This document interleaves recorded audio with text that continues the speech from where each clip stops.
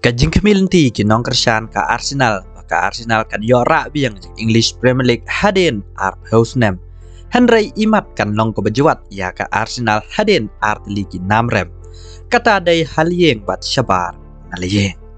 Kuman sipun kan mau kajing kai baladeb haliyeng ka Arsenal kala syarem haka West Ham da art lanot goal. Bud da kajing syarem bat syabar nalayeng haka Fulham da art lewe goal. Kani kajing syarem ka Arsenal la pelong ya ka banduna point no. Hada kajing syarem ya kajing kai ke bakat kendai bat kajing kai ke ba arpeu. Kat ba ka Liverpool ke babat akledo ke me ya ken point.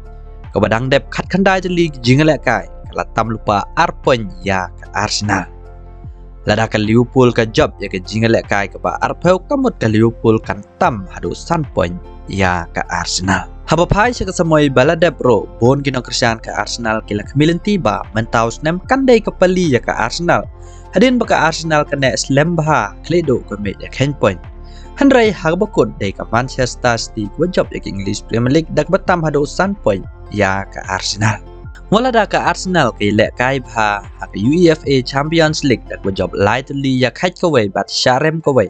Lapelong ka bat akledo ko me ya ken point da khat lai point na kitrituli ki jingla kai ban ya rung ro sa ka round 16 Henry habapai pat sa English Premier League na kisandali ki jingla kai baladep ka Arsenal ka job tang kawai ya kait kawai syarem lightly lapelong pat ya kinong kersan jeng ka bantu jingkermen ba ong pat bahkan long kebajuat ya ka Arsenal ban job ya ka English Premier League di perlakis nya hukum no kibadai kinong kersan jeng ka Arsenal atau ke Arsenal kan lani yang ban job ke English Premier League.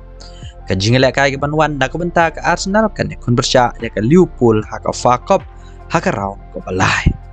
Di tang gini ngin saya kendo pada ke video kublai shibona.